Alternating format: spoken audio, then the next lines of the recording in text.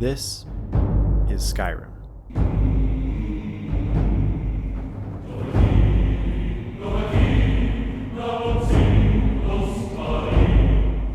Skyrim is the fifth entry in Bethesda's best-selling Elder Scrolls series, but far more importantly, it is the region of Tamriel in which the game takes place. Home of the Nords, center of the Dragon Crisis, and battlefield of the Stormcloak Rebellion. Skyrim provides players with unmatched freedom in a fully realized fantasy world.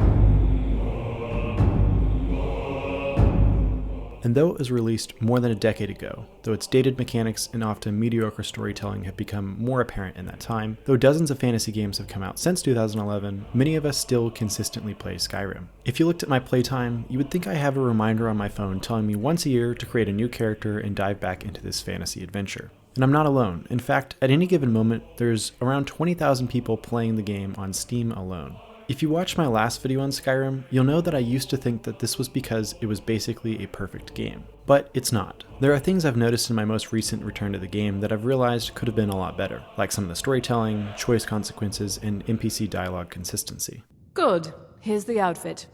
If you ever want to replace those old rags, stop by Radiant Raiment. But the more I've played, the more I've begun to understand what gives Skyrim its staying power, what brings us back year after year.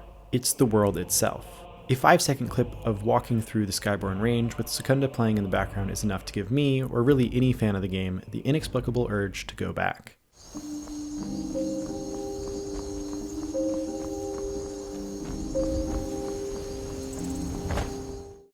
Just seeing the world creates a sense of longing that is truly impossible to put into words. But since that's kind of the point of a video essay, I'm going to do my very best to capture what it feels like to be in Skyrim. I want to articulate why we love this world, why it captures our hearts, why we're willing to ignore the flaws of the game just to be here, and why we'll always, always come back.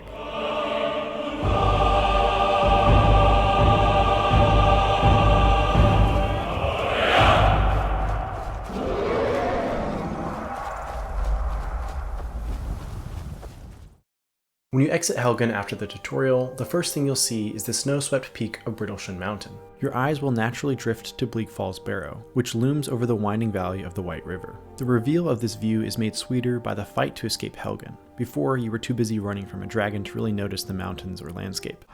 Everyone get back! And the moment before you see the mountains for the first time, you're funneled through a confined cave so that when you exit, this expansive view is compounded by contrast.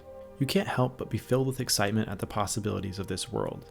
The mountains seem too big to fit into a video game. The valley seems ripe for exploration. The strange architecture of Bleak Falls Barrows adds a sense of ancient mystery to it all. In this moment, Skyrim is promising you that if you explore this world, it'll be worth your while. And it's a promise the game keeps, beginning with the landscape. I personally find Skyrim's views alone to be worth the price of admission. It seems like everywhere you turn, your screen is filled with vast, snow-covered mountains, roaring waterfalls, and valleys that stretch into the horizon.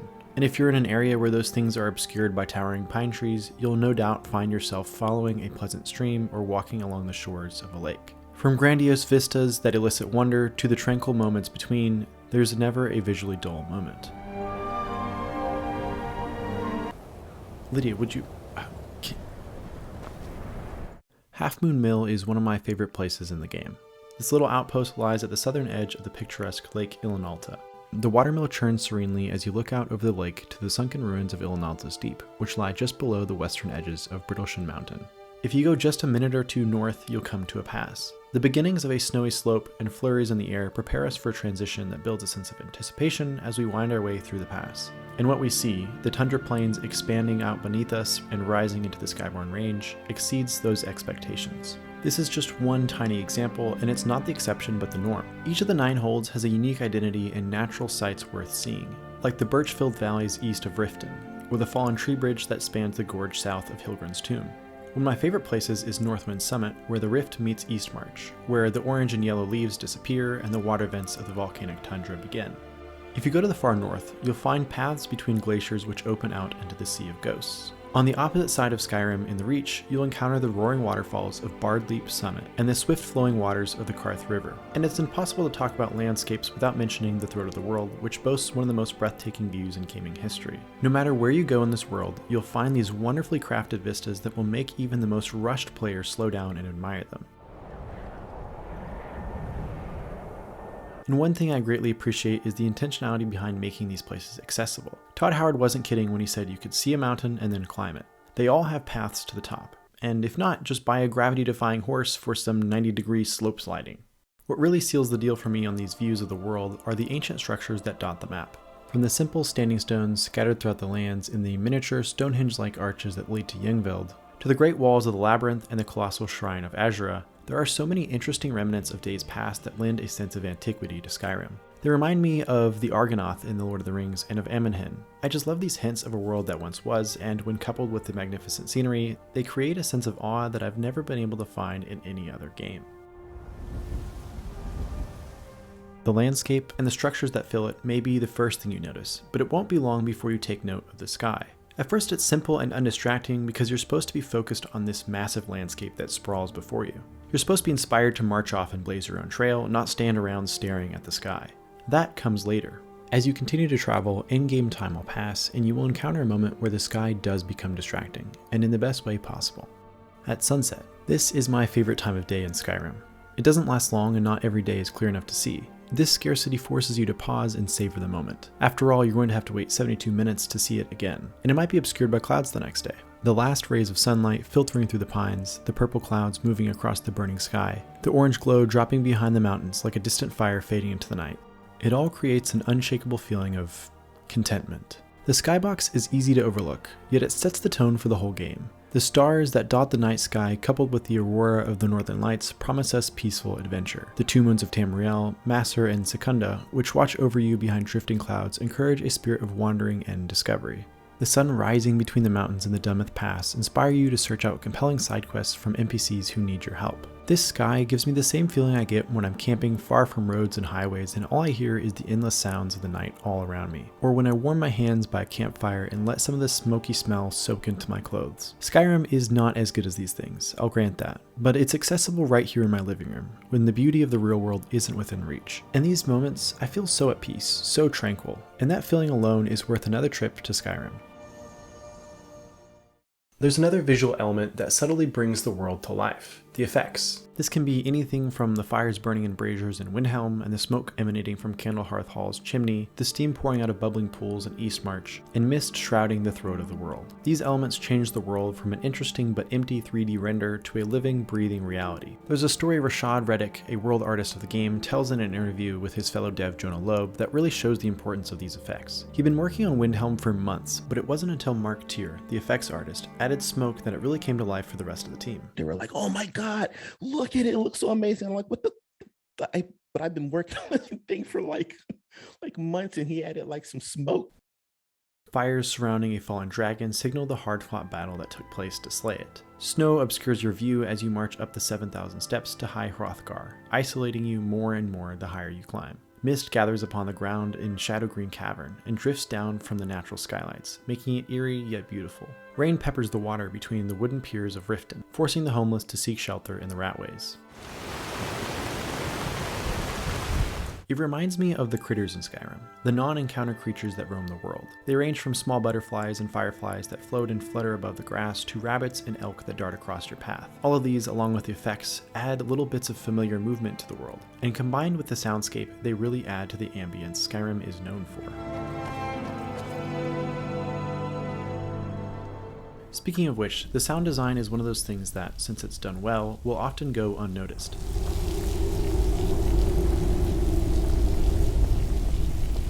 But it's absolutely critical. We all know what footsteps sound like. Most of us have heard the sound of a running river or of a waterfall. We hear birds almost every day. If you're like me and you live in the Midwestern United States, you're very used to the sound of wind in your ears.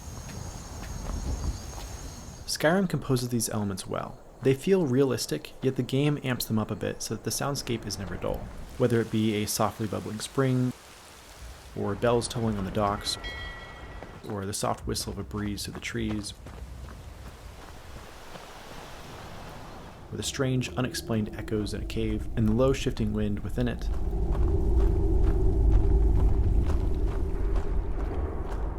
There's always something you can pick out happening in the background, or the foreground.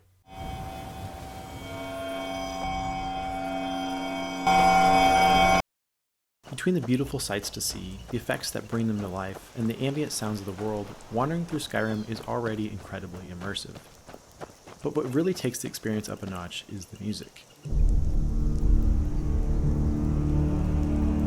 Jeremy Soul's work on this game's soundtrack is renowned even by people who dislike Skyrim as a whole. Still, I don't think everyone realizes just how much it completes the game. Because of how I edit my videos, I try to play with the music off so I can add it back later to make things flow together. And let me tell you, the game just does not feel the same without this beautiful score accompanying it. I often play for a while before I start to write the script so that it's fresh and I feel inspired. But without Skyrim's music, I just didn't get that level of inspiration I needed. It got to the point where I just accepted that I'd have to mute most of my footage or get new footage later on and turn the music back on. I literally could not play the game without it. Every song just feels like Skyrim. I can't separate the game from the music in my mind. Anyone who's played the game would probably recognize the more epic and intense tracks, from the powerful chanting voices of the choir in Dragonborn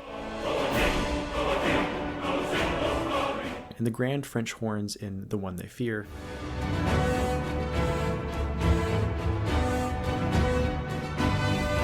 Jeremy Soule builds this Nordic land of heroes, this legacy of warriors. He adds to that with the heavy drums and deep voices present in Sovngarde, which impress a sense of ancient tradition.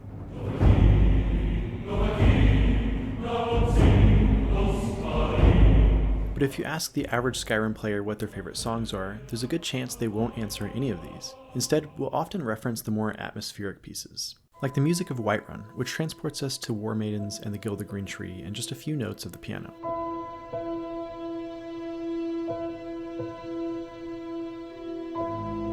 Or the peaceful heart melodies of Secunda that usher us onto the road as we travel by night.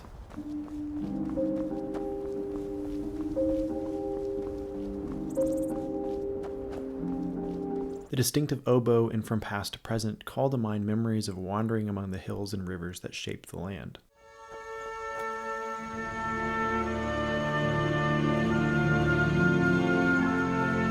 For as much as we love the grand nature of the war chants and brass instruments announcing the Dragonborn's arrival, the moments that stick with many of us are accompanied by the softer, more ethereal songs. They make wandering this expertly crafted world a much deeper and reflective experience.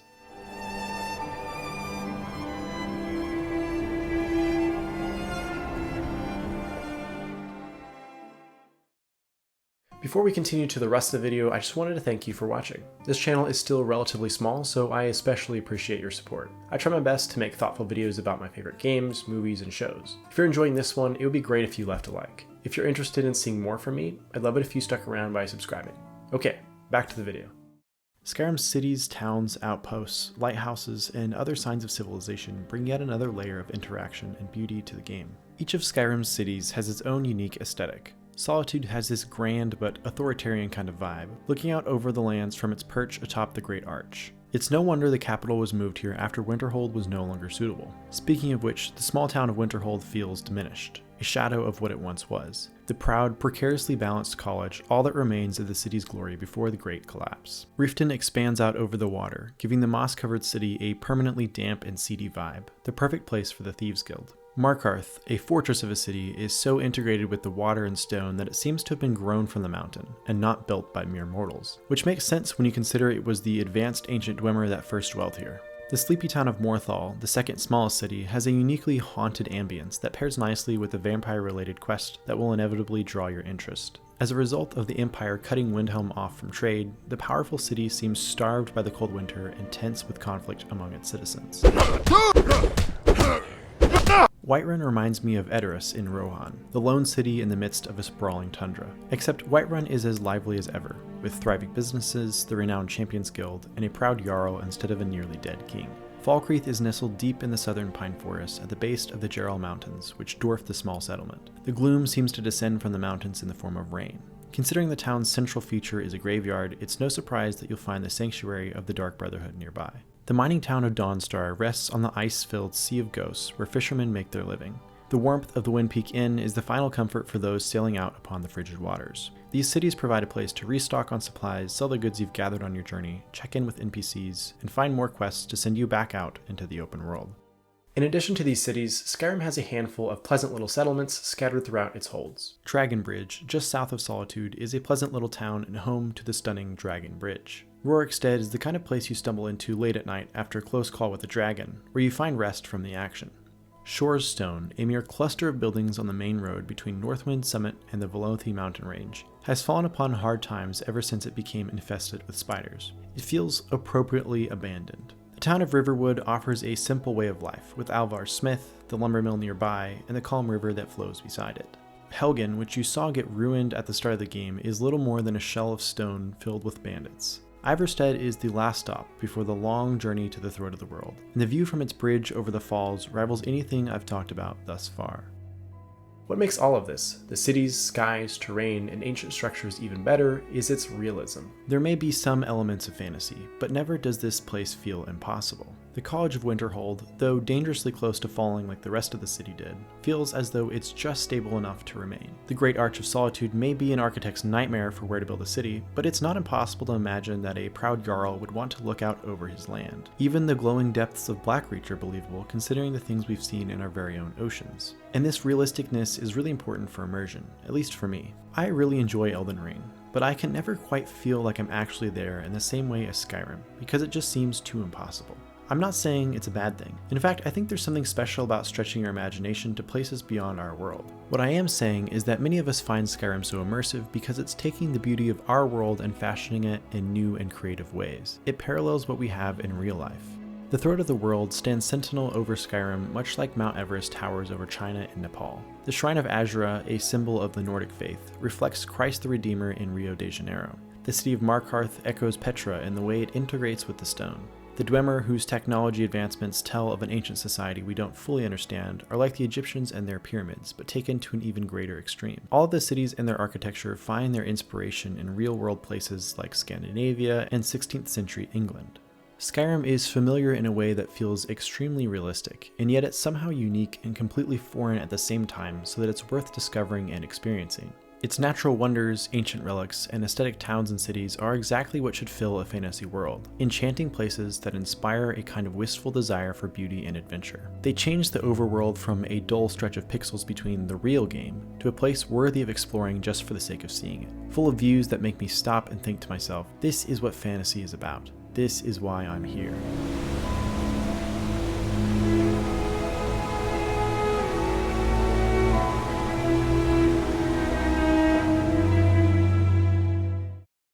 Hopefully, I've painted a picture of a world with a vibrant sky spread across a grand fantasy landscape, which is filled with ancient wonders, distinctly aesthetic cities, and pleasant towns. This sets the stage for an engaging experience. And when I think about what that experience is, I don't think of the main quest, or the guild quests, or the side quests, or the combat, or progression, or skills, or even role-playing.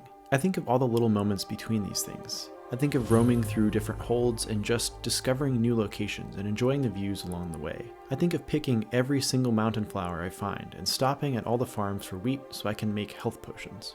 I think of when I witnessed a dragon flying away and came upon a dog mourning its owners who were tragically killed by the dragon's fire.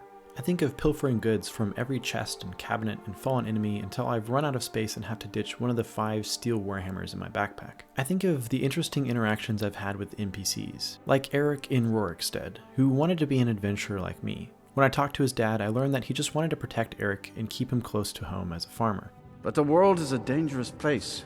But you can convince his dad, one way or another, I offered to pay for his adventuring gear, to finally let his son leave the nest and live out his dreams. After I did this, I kind of thought that was the end of it, but later when I was passing back through, I found Eric all geared up and ready to go. And to my delight, I could hire him as a mercenary. He's been following me around ever since, and I've never tried so hard to keep a character alive.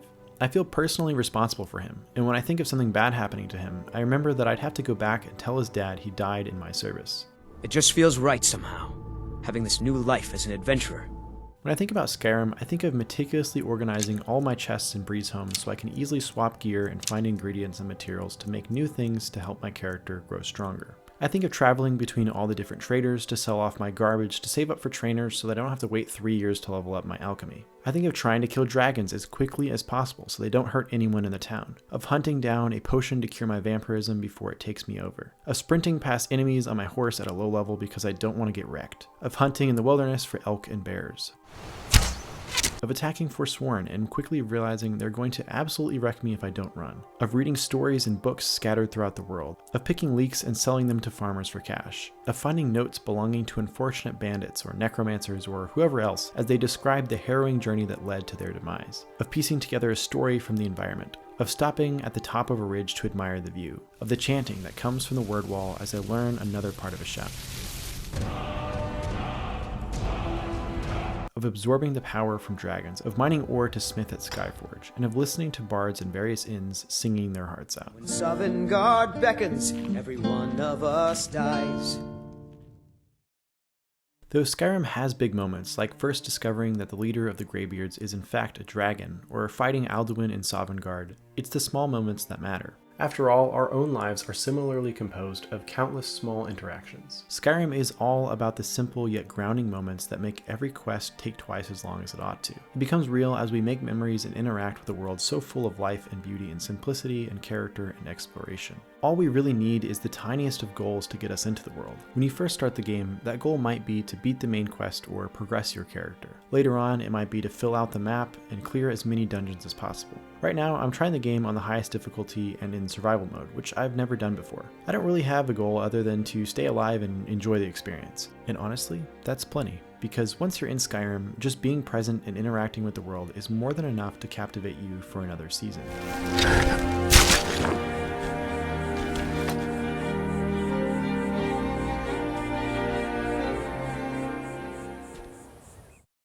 But eventually I do get bored of the game, and so I'll quit playing for a time. It's not perfect after all, and a fake world will only ever temporarily convince us of its reality before some glitch or limitation breaks the spell. Maybe someday I'll close the game for the last time and never return.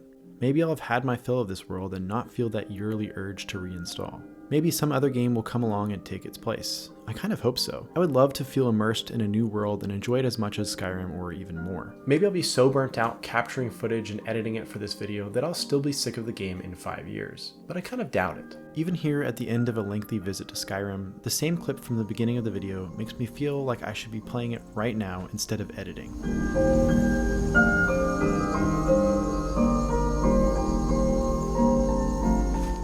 Other games come and go, capturing our attention for a time, but inevitably we'll find ourselves wandering in this familiar land once more. And when that happens, it won't be long before we're taken in by the soft music, the bright moon and stars, the stunning landscape, the aesthetic cities and towns, the mysterious remnants of an ancient world, and the sound of our footsteps on the path to some new adventure.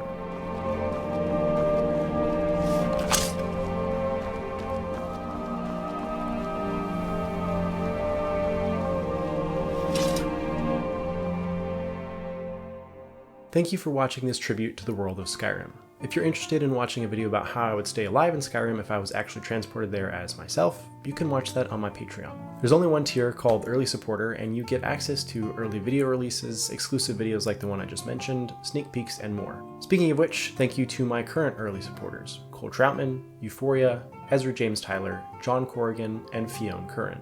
I appreciate you for taking a chance on this channel. Thank you again for watching this video. I hope you enjoyed it, and I'd love to see you in a future one.